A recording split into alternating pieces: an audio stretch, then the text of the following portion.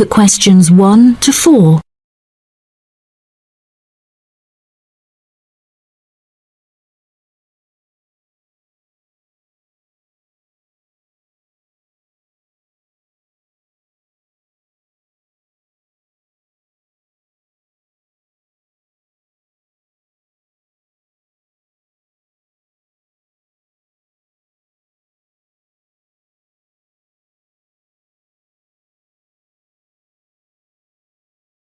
Now we shall begin.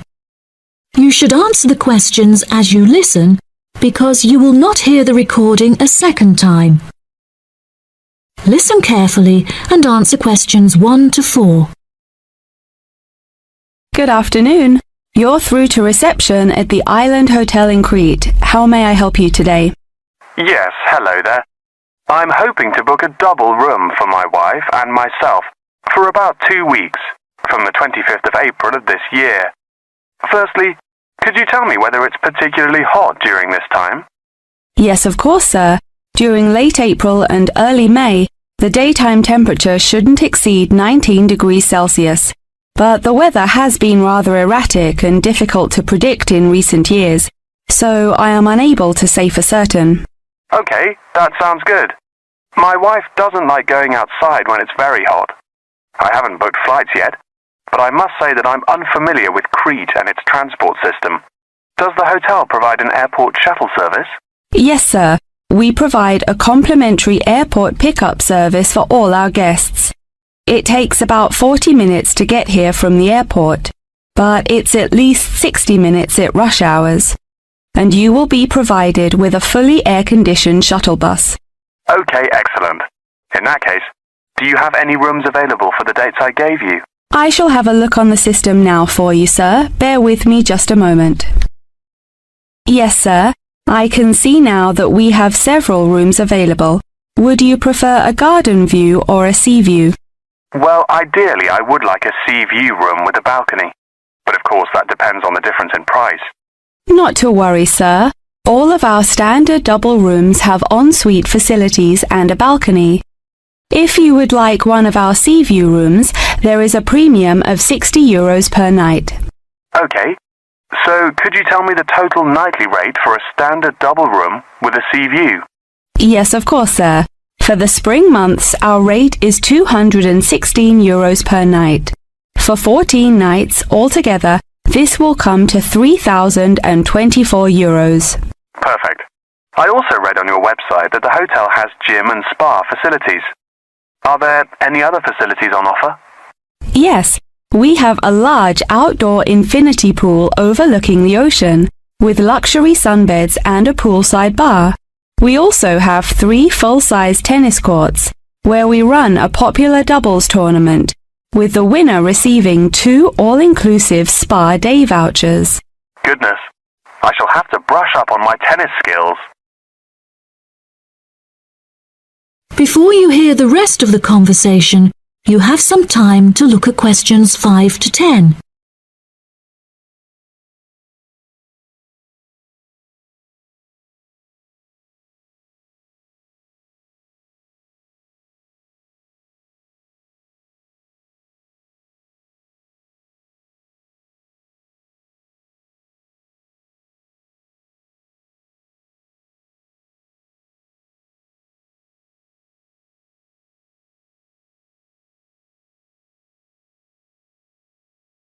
Now listen and answer questions 5 to 10. Are there any other activities organised by the hotel that we can partake in? It's just that it's our wedding anniversary on the 30th of June, and I would like to provide my wife with a perfect romantic getaway. I can assure you, sir, that your wife won't be disappointed. Ours is a 5-star resort, which is renowned for its luxury and beauty. In terms of activities, the hotel provides thrice-weekly entertainment. On Tuesdays, guests will take a minibus and partake in learning to cook succulent fish dishes with our Michelin-starred chef Enrique. The class will take place in a beautiful valley deep in the Cretan hills, where guests will be treated to an intimate piano performance by our in-house concert pianist Pedro. On Wednesdays, a select number of guests will be fortunate enough to explore the mountains by helicopter, before being transported to a tropical Cretan garden by shuttle bus. Finally, on Thursdays, after a fancy dinner, we provide a spectacular fireworks display, which guests can view from the comfort of a cable car. Oh wow, that all sounds absolutely wonderful. I shall book the room now, and then I need to look at flights so as not to become extortionate. Would you like to take my details now or later? That is the end of section 1. You now have half a minute to check your answers.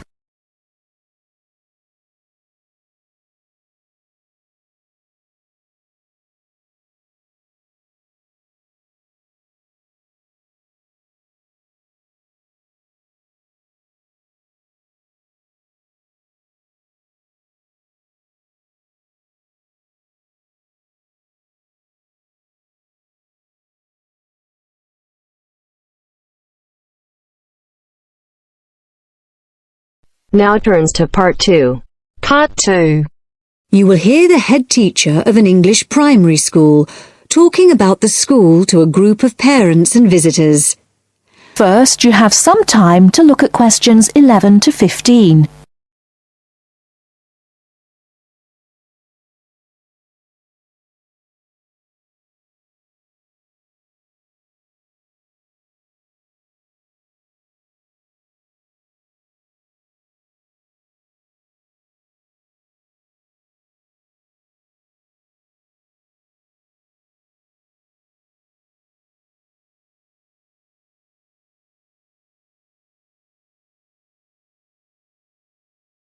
Now, listen carefully and answer questions 11 to 15. Good morning, everyone. And as the head teacher of Cranley Hill Primary School, I'm very happy to welcome you to our open day. Today, the school is open not just to parents of our pupils, but also to anyone else interested in seeing the school. I'll start by telling you about the school, and after that, you can walk round and see it for yourselves. We take most of our pupils from the two nearby villages of Seabourne and Millthorpe. These were once coal mining villages. There have been coal mines here since the 1830s. When the school was originally established, way back in 1899, almost every child's father worked in the mines. However, the coal mines were closed in 1983, and many people left the area as a result.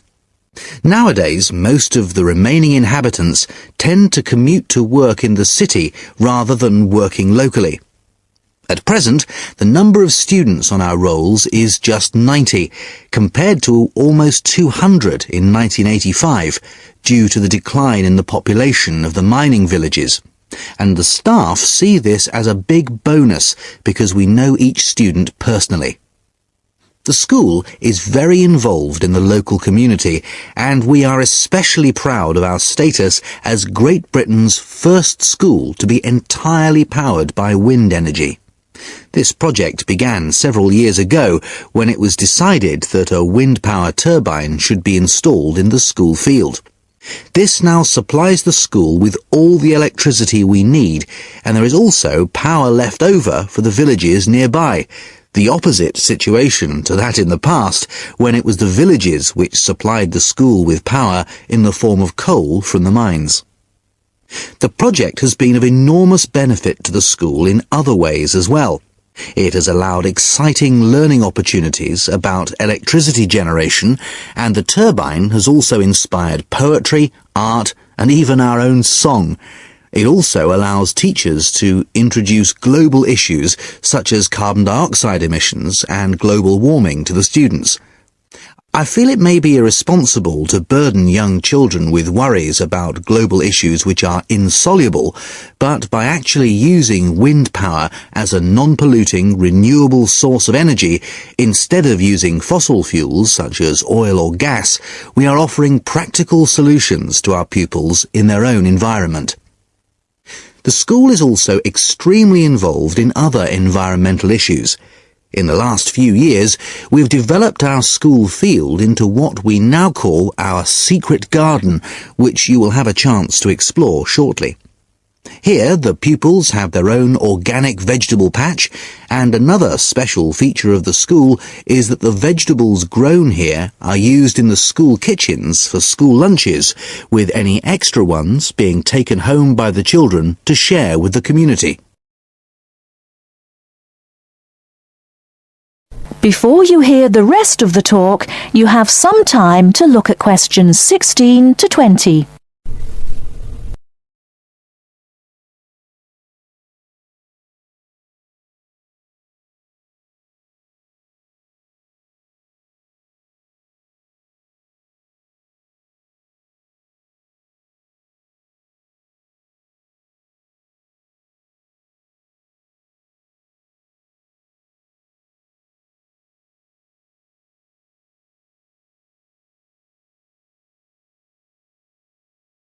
Now listen and answer questions 16 to 20. Now, I'd just like to tell you some of the things to look out for as you go round the school site. At present, we're standing just at the front entrance to the school facing north, and as you can see, the ground slopes up quite steeply behind the school. To our right, we have the car park, okay? And to our left, we have our sports field. This is just for training and informal games. We use the village football field for our under-11 matches. At the far end of the car park is our recycling centre.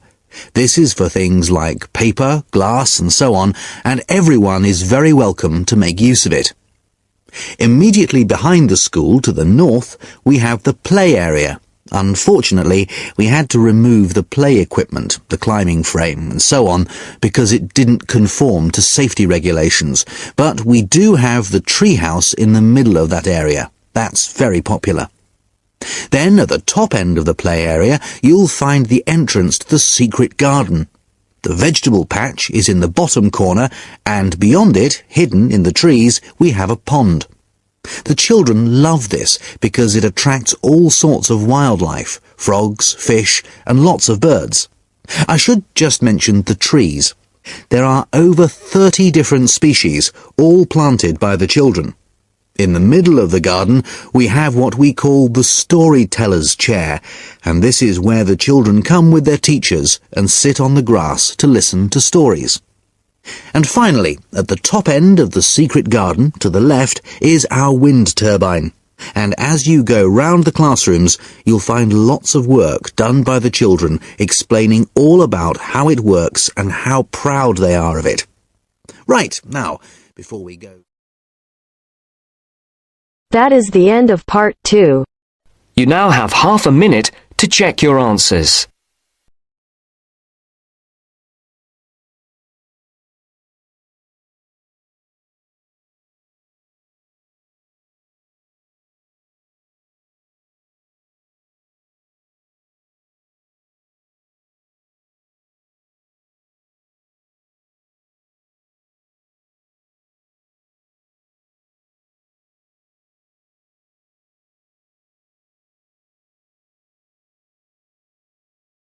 Section 3. You are going to listen to a conversation between two students about preparing a questionnaire as part of an essay assignment. First, look at questions 21 to 24.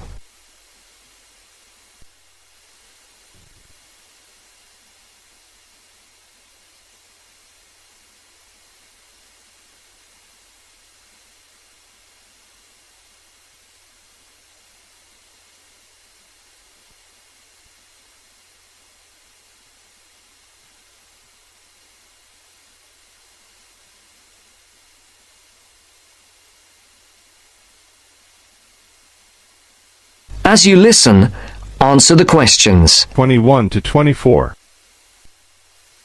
I've never written an essay of more than 1,500 words before, Anne. Me neither, Mark, and it scares me. I wouldn't worry. We'll just have to pretend it's 4 essays of 1,500 words and join them together.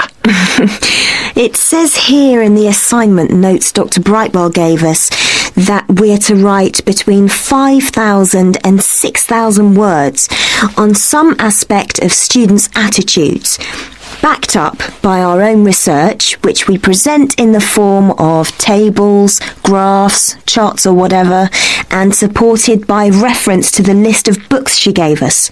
Oh, I didn't realise there had been so many social science books written about students. Oh, yeah, there are a lot.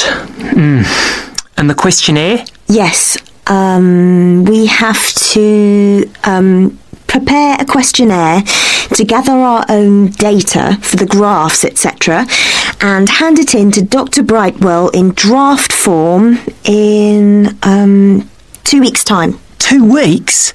That's what she said, and what it says here. She says that it's better to have it checked before we go on to collect the information and start the writing. Suppose she's right. We'd better get started then. But she didn't say how we were going to put the questionnaire together. Does it say anything in the notes? Nope. It only says that we are limited to 4 sides of A4 and no more than 50 questions. If that's the case, it's not that bad. Before the conversation continues, look at questions 25 to 30.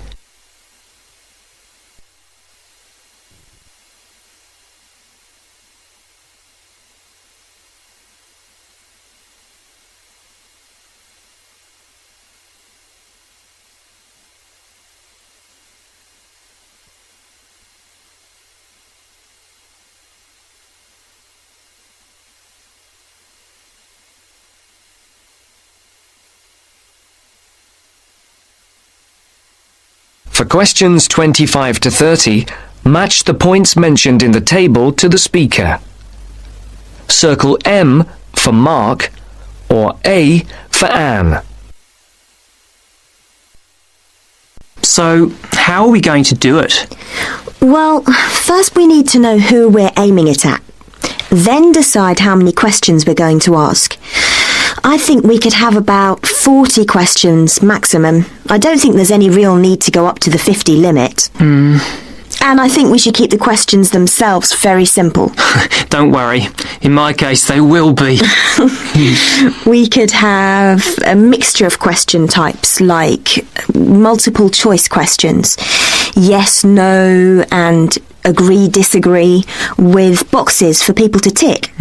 If people are asked to write down anything, it's unlikely they will fill it in. So, are we going to give this questionnaire out to people to hand in, or are we going to just stop and ask them around the campus or on the street? I don't really know. Did she say anything about this? No, she didn't. And there is nothing in these notes she gave us either. I think we ought to give them out.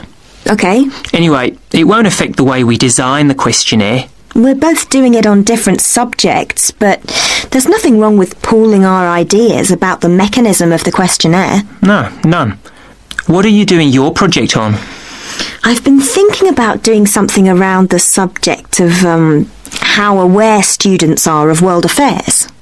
People think that we're all up to date, but I very much doubt it. It would also be interesting to compare students in different years. And you? I'm doing something on health and sport, and whether students are more or less active since they came to university. Oh, sounds interesting. As the questionnaires can be anonymous, I'll fill in your first questionnaire for you. But I'm sure you won't be surprised by my answers. Somehow, I don't think so.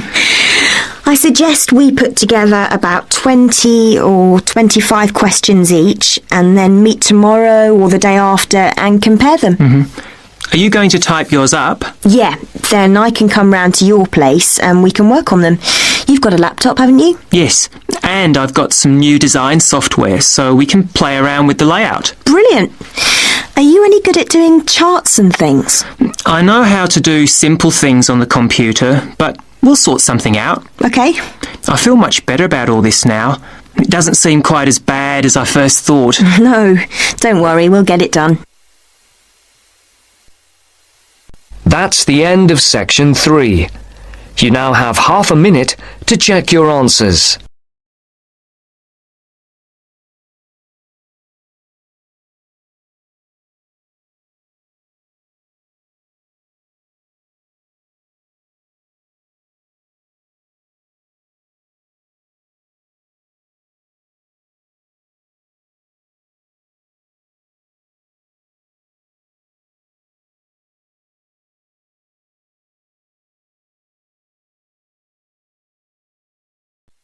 Now turns to Part 4.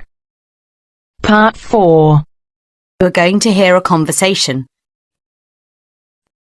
First, you have some time to look at questions 31 to 40.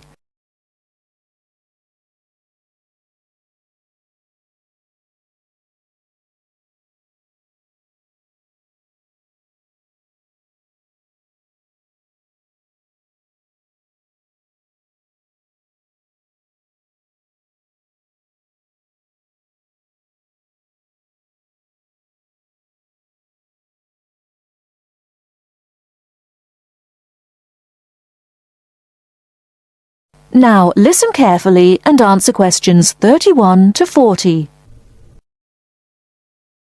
Afternoon, everyone. Well, I think we can begin straight away by getting Ivy and Andy to do their presentation. Could you start, Ivy? Yes. Well, we've done a survey on local entertainment. Basically, we tried to find out how students feel about the entertainment in the city and how much they use it. Yes, so we've called our project Out and About. Yes, that's a good title, Out and About. We wanted to find out how well students use the entertainment facilities in the city, whether they get to see the latest plays and films, that kind of thing. Now, we have our own facilities on campus, of course. Yes, we deliberately omitted those as we really wanted to examine outside entertainment in the city, as opposed to on the university campus. Actually, there are a lot of areas to choose from, but in the end we limited ourselves to looking at 3 general categories: cinema, theatre and music. Right? OK, well, first of all, cinema. In the city, there are 3 main places where you can see films. There's the new multi-screen cinema complex, the old Park Cinema, and the late-night Odeon. So if you look at this chart, in terms of audience size, the multi-screen complex accounts for 75% of all cinema seats. The Park Cinema accounts for 20% of seats, and the late-night Odeon has just 5% of seats. As you probably know, the complex and the park show all the latest films, while the late-night cinema tends to show cult films. So when we interviewed the students, we thought the complex would be the most popular choice. But surprisingly, it was the late-night Odeon. Yeah, most students told us that if they wanted to see a new film, they would wait for it to show at the park. The complex is more expensive and further out of the city, so you have to pay more to get there as well. Yes, and that adds to the cost, of course, and detracts the popularity, evidently. Well, next, we looked at theatres. The results here were interesting because, as you know, there's a theatre on campus, which is popular. But there's also the Stage Theatre in the city, which is very old and architecturally beautiful. And there's the large modern theatre, the Ashtop, which has recently been built. So you just looked at the 2 theatres in the city? Yes, but the thing about the theatres is that there's a variety of seat prices. Also, the types of performance vary, so students tend to buy seats at both and like using both for different prices, and if they want cheap seats at the Ashtop, they can just sit further from the front. What we did find that was very interesting is that there are periods during the year where students seem to go to the theatre and periods where they go to the cinema. And we really think that that's something to do with budget. If you look at this graph, you can see that there's a peak around November, December when they go to the theatre more, and then a period in April, May when neither is particularly popular. And then theatre viewing seems to fall off virtually, while the cinema becomes quite popular in June, July. I think you're probably right about your conclusions. Well, lastly, we looked at music. And this time we were really investigating the sort of small music clubs that offer things like folk or specialise in local bands. So not musicals as much. That's right. We looked at 3 small music venues, and we examined the quality of the entertainment and venue and gave a ranking for these. A cross, meaning that the quality was poor, a tick, meaning it was okay, and 2 ticks for excellent. First of all, the Blues Club, which obviously specialises in blues music. This was a pretty small place, and the seating was minimal, so we didn't give that a very good rating. No, we don't recommend that one really. Then the Sansu, which plays a lot of South American music, was a big place. Very lively, good performers, so 2 ticks for that one. The Pier Hotel is a folk venue. A good place for local and up-and-coming folk artists to play. Not the best of venues, as it's in a basement and a bit dark, but the quality, if the entertainment, was reasonable, and the lighting was as warm as we felt. It deserved an average rating. Finally, there's the Bulldrock Cafe, which features big rock bands, and is pretty popular with students, and we enjoyed ourselves there as well. So total marks for that one. And then, did you get any information from the students as to which of the clubs they preferred? That is the end of part 4. You now have half a minute to check your answers.